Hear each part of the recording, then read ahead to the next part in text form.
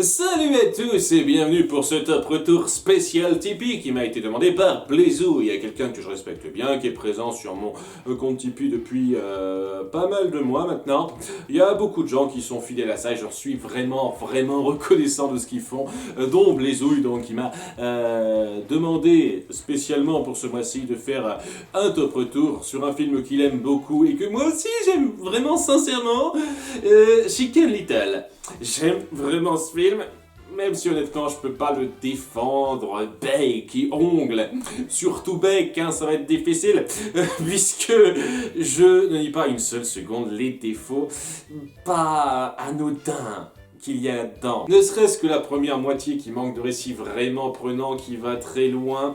Le côté mesquin, un peu vulgaire de la quasi-totalité des personnages qui n'est pas fait aussi intelligemment que dans d'autres cas. Et certaines conclusions, décisions, développements et qui sont très grossiers. C'est difficile de grandement défendre ce film, et quand quelqu'un vient dire que c'est pas génial, voire mauvais, je peux pas grandement le contredire parce que ouais, c'est mauvais sur pas mal de points. N'empêche que, en dépit de ça, j'éprouve pas mal de plaisir à suivre ce film et à me le voir régulièrement. Contrairement à, j'en sais rien, moi, Le Monde de Nemo. Le Monde de Nemo, c'est un film que je trouve bien, mais il manque un truc pour grandement m'attirer et me donner envie de le revoir régulièrement. C'est pas un film que j'ai vu souvent, Le Monde de Nemo, alors que je reconnais quand même ses qualités assez fortes et que j'ai pas énormément de mauvaises choses à en dire. Le fait est qu'il manque quelque chose d'agrippant là-dedans pour me donner envie d'y revenir, contrairement à Chicken Little qui me donne envie d'y revenir régulièrement. Et on va essayer de voir un petit peu dans ces listes ce qui fait que ce film en particulier a droit à ça, parce que, à nouveau, je considère pas que ce soit un mauvais film non plus, il passe correctement, mais ces points positifs suffisent pas à le hisser très haut au sommet des films Disney en ce qui me concerne. Donc on va voir un petit peu ce qu'il y a dans ces points positifs qui m'attirent personnellement et qui me donnent envie d'y revenir à plusieurs moments, en commençant sans plus tarder en avant pour le top 9 des meilleurs points de Chicken Little. Voici le récit d'un cataclysme, comme un spectacle où rien ne va. Numéro 9, une structure de genre intéressante. J'ai toujours un intérêt un peu particulier envers les œuvres qui se disent tiens, je vais pas me cantonner à un seul genre et je vais un peu évoluer au fur et à mesure que mon histoire progresse. Pas bêtement en faisant différents courts-métrages complètement indépendants et donc oui, on peut faire n'importe quoi en termes de genre entre ça, mais vraiment en partant de la même histoire et en faisant un changement qui fait que ça change du tout au tout le genre de l'œuvre qu'on suit. Et il y a ça dans Chicken Little. Au début, on suit plus une histoire de sport, de jeunes parias qui essayent de s'affirmer pour mieux se faire voir et ne plus trop être un paria. Le truc typique de ce genre de film de collège, entre guillemets, dirait-on. Et voilà. Ça se suit pendant une demi-heure comme ça, et après, paf, on change complètement la direction, et on part vers un film de SF où faut lutter contre une invasion extraterrestre. J'apprécie qu'on fasse ça, j'apprécie qu'on se cantonne pas à un seul genre dans un film, et c'est fait de façon pas trop mal en semant des indices par rapport à ce deuxième genre qui prendra le pas sur le premier. Après, bon, la première moitié est pas géniale, comme je l'ai dit, ça n'excuse pas ça. C'est la structure que j'apprécie, pas ce que racontent les deux genres. La deuxième moitié, quand même, j'arrive à plus apprécier, mais la première moitié, je peux pas dire que ce soit super intéressant non plus, en dépit de ce que je dis, mais j'apprécie vraiment cette envie, cette ambition de changer vraiment drastiquement de ton, en le faisant de façon un peu amenée quand même. C'est vraiment pas mal, et ce genre d'approche que j'aimerais voir un peu plus souvent dans ces films. Numéro 8, les designs aliens. Un truc avec les extraterrestres qui viennent nous envahir ou sur notre planète pour telle ou telle raison, c'est qu'on retrouve souvent les mêmes modèles, quoi. petits trucs qui sont toujours assez similaires, à bien entendu quelques exceptions près évidemment, hein, mais très souvent on a toujours affaire à cette espèce de pseudo-humanoïde vert, avec quoi, une démarche un peu particulière, mais quand même voilà, c'est nous en vert avec une gueule différente presque, hein. J'exagère un petit peu le trait, mais c'est plus ou moins ça. Là, ça décide de partir vers un design totalement différent, où on sort complètement du cadre de design humain, quoi. Ça n'a absolument rien d'humanoïde, ce truc. C'est une espèce de boule de poil, avec son design précis, qui est pas non plus extraordinaire en soi, mais qui est plutôt cool et original. Et c'est ça que j'apprécie. En plus de ça, il y a quelques petites trouvailles visuelles par rapport à leur technologie, qui est plutôt plaisante à regarder. Je trouve que, en termes visuels, cette race extraterrestre est bien rendue et fait un taf plus qu'acceptable. Numéro 7, la dynamique de notre bande. Ouais, je vais clairement pas dire que j'apprécie grandement les personnages de Boulard et de Fish. Ils sont là, ils se suivent à peu près acceptablement. Pas suffisamment intéressants pour être des qualités en ce qui me concerne, mais voilà, ils sont acceptables. Mais ce qui est intéressant et ce que j'apprécie, c'est la dynamique de groupe, de paria typique, où chacun a sa petite personnalité assez colorée qui apporte quelque chose, et où il y a vraiment un tac au tac dans les interactions. On sent que ces gens se connaissent, ces jeunes se connaissent, qu'ils ont chacun leur petit truc à eux, et que chacun y est plus ou moins habitué. C'est plutôt cool à voir. C'est plutôt cool à voir, c'est classique, typique, il n'y a pas grand chose de sensationnel à en dire, mais pour un petit groupe de parias typique, eh ben vous faites très correctement le travail, et oui, ça se suit bien. Numéro 6, le rythme, très différent de la qualité d'animation. Je n'irai clairement pas dire que c'est de l'animation à un niveau fabuleux, après c'est pas aussi moche que ce que certains disent, je trouve, mais c'est vrai que c'est pas non plus... très très beau en termes d'animation en comparaison à des tas et des tas d'autres films animés 3D même pour l'époque. Cela dit, en dépit du style visuel qui est un petit peu visuellement moyen, dira-t-on, et ben c'est compensé en ce qui me concerne par un rythme dans les images, la façon dont l'action se met en place, tout à fait prenant. Les actions s'enchaînent avec une vraie vivacité qui appuie de façon efficace le dynamisme de ces personnages et le côté on tient pas sur place de la plupart d'entre eux. Vraiment, c'est un monde qui ne tient pas sur place.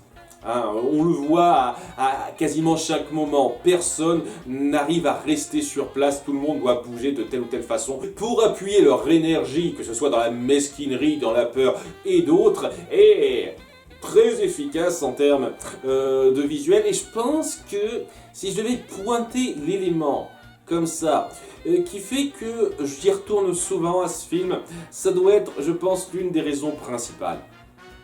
Parce que je trouve, à titre personnel, que quand un film arrive à avoir un bon rythme et ne jamais être un tant soit peu ennuyeux dans la façon dont il se découle, il y a quelque chose qui vous agrippe davantage, quoi. On est plus happé là-dedans. Et pour peu que l'histoire soit acceptable, et ben ça donnera envie de revivre un petit peu cette sensation où on est happé là-dedans et où on n'a pas l'impression d'avoir du temps mort. J'en ai déjà parlé, il y a d'autres films qui marchent un petit peu comme ça et que j'aime pas, qui ont cette qualité-là, ne serait-ce que, je sais pas moi, Atlantide, l'Empire perdu. J'avais parlé de ce tac au tac des dialogues, il y avait un dynamisme intéressant là-dedans. La raison pour laquelle ça ne marche pas au bout du compte, c'est que l'histoire est pas suffisamment acceptable pour moi. Je pense que j'ai suffisamment souligné que j'aimais pas ce film, mais là, j'apprécie suffisamment ce que raconte le film, ce qu'il veut faire passer pour que ce happage, si on peut dire ça comme ça, dans l'histoire soit effectif, efficace sur moi. Et il me donne envie d'y revenir. Je pense, si je devais pointer quelque chose qui fait que c'est un film que j'aime me revoir régulièrement, ça doit être la raison principale. Après, il y a des choses qui sont mieux faites en termes d'histoire, de personnages, etc. Je trouve, mais rien que ça, c'est vraiment à pointer, c'est important. Et c'est ce qui fait que ça s'oublie pas. Numéro 5, la morale. Je te demande de m'excuser si si je t'ai fait croire que mon affection était une chose que tu devais mériter. J'en ai parlé en détail dans ma critique, je vais pas trop m'apesantir. Oui, j'apprécie le fait qu'on veuille partir sur une morale qui touche clairement plus les adultes que les enfants, pour bien faire comprendre aux adultes que c'est pas le devoir des enfants de mériter l'affection de leurs parents. Ça devrait être quelque chose qui devrait leur être plus ou moins acquis, sauf s'ils font vraiment des grosses conneries, hein, bien pire que ce que Chicken a fait. C'est bien de montrer ça, c'est plus un message vis-à-vis des parents qui doivent un petit peu comprendre que c'est en montrant que vous êtes fiers de votre enfant qu'il aura des chances de réussir dans la vie, plutôt que d'être déçu à chaque fois qu'il fait une bourde et de pas l'assumer. Comme ça, ça ne fera que tout simplement le confiner dans sa sensation d'échec. Et c'est clairement très bien appuyé là-dessus, de façon grossière par rapport au personnage de Bug, parce que ça en vient à le rendre détestable et assez méprisable pour beaucoup de gens, et je comprends très bien d'où ça vient. Vraiment, je vais pas grandement défendre le personnage de Bug par rapport à ça. Hein, oui, il a appris sa leçon à la fin, mais il aurait pu être un petit peu moins connard avant quand même, parce que là c'était un petit peu exagéré, un petit peu excessif quand même, pour pouvoir appuyer votre message. Vous auriez pu en faire un petit peu moins à ce niveau-là. Hein, voilà, le personnage n'est pas aidé par ça, hein, ça c'est sûr, hein. N'empêche que je peux pas ne pas avoir beaucoup d'estime pour cette morale qu'on veut faire passer, parce qu'elle est vraie, parce qu'elle parle aux parents comme aux enfants, et c'est quelque chose de très bien à faire passer maintenant, quoi. Il faut savoir se montrer fier et surtout affectueux envers son enfant, quelles que soient les circonstances. Faut pas le renier dès lors qu'il nous gêne un petit peu, dès lors qu'on juge qu'il fait quelque chose et qui nous plaît pas et qui risque de mal nous faire voir. Il faut l'épauler jusqu'au bout, parce que c'est la chose la plus importante pour vous. Et ça le fait très bien. Hein, à ce moment-là, hein, c'était un peu forcé au début, mais au moment où c'est mis en place, moi j'ai trouvé ça touchant et plutôt bien foutu. C'était un bon moment d'émotion entre Chicken et son père.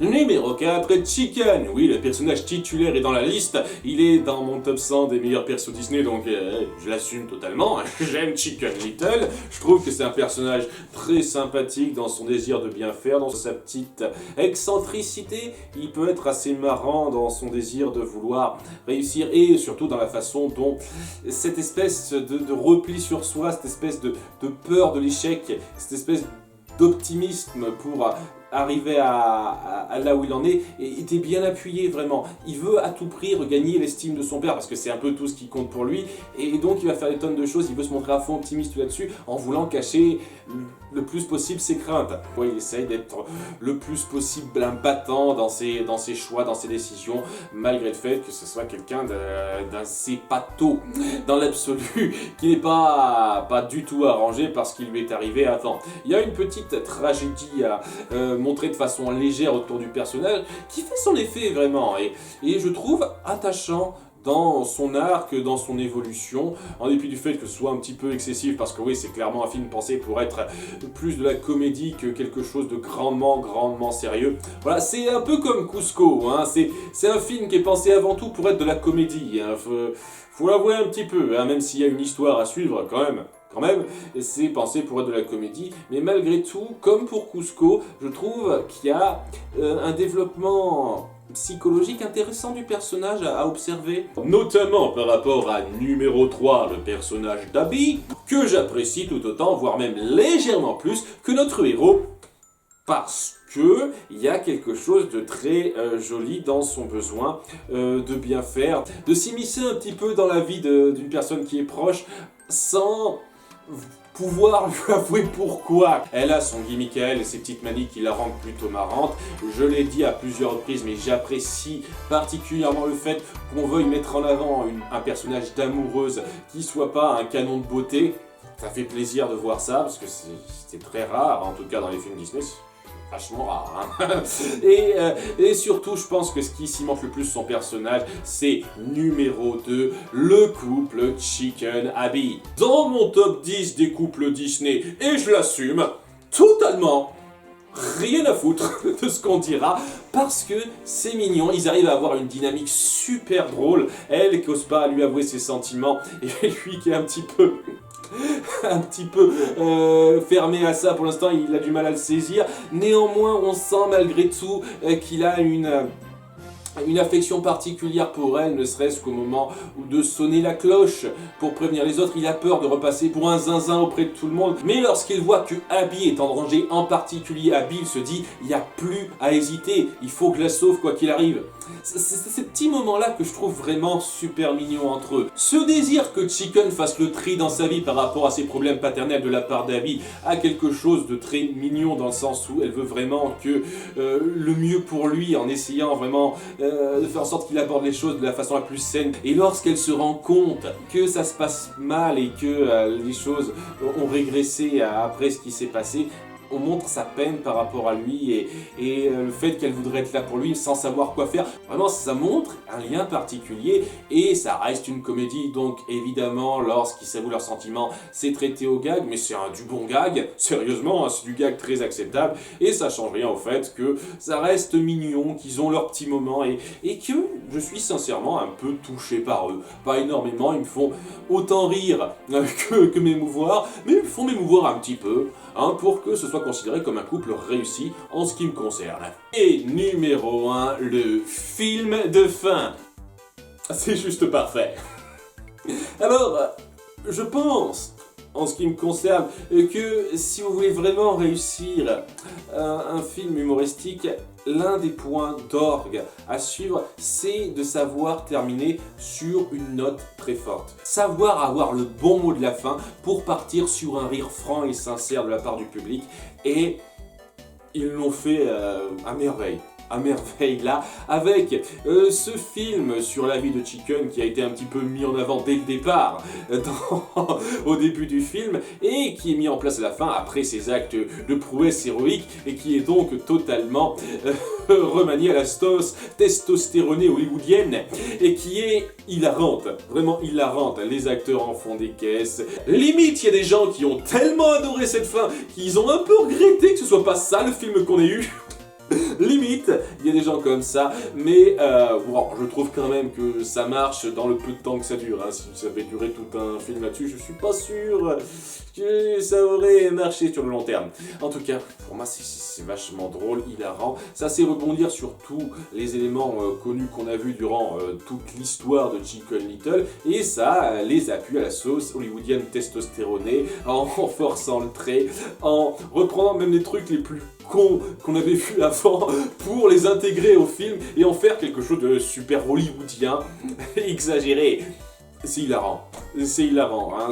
Ça vaut presque rien que cette scène l'effort de voir le film en entier. Alors je sais qu'il y a des gens qui apprécieront pas le film parce que à nouveau, surtout la première moitié, ça se perd un peu pour raconter pas grand chose d'intéressant. Il faut attendre un peu trop longtemps pour que ça décolle vraiment cette histoire, hein, sans mauvais jeu de mots. Et c'est dommage, N'empêche que j'arrive à pardonner la plupart des défauts et même si pour moi c'est loin d'être anodin, j'ai une affection particulière pour ce film.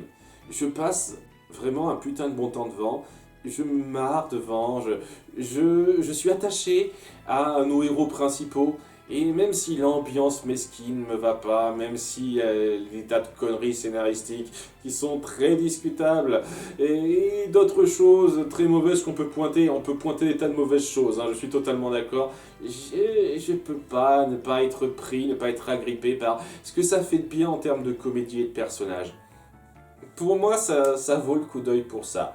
Je pense pas que ça attirera énormément de monde pour les agripper comme ça m'agrippe moi, parce que je trouve vraiment pas, une fois de plus, que ce soit un film sensationnel. Mais honnêtement, ça mérite pas le statut d'un des pires films Disney qui soit, en ce qui me concerne. Hein, il est dans le top 10 des moins bons parce qu'il n'y a pas beaucoup de mauvais films Disney Animation Studios pour moi, mais oui, même par rapport à Disney Toon, il y a beaucoup de gens qui le mettent derrière énormément de films de Disney Toon, et je trouve pas, quoi. Je trouve qu'il bat à plat de couture la plupart de ces films. En tout cas, merci d'avoir suivi, j'espère avoir fait plaisir à Blaisouille avec cette vidéo. A bientôt pour le top retour d'octobre. Merci d'avoir suivi, au revoir.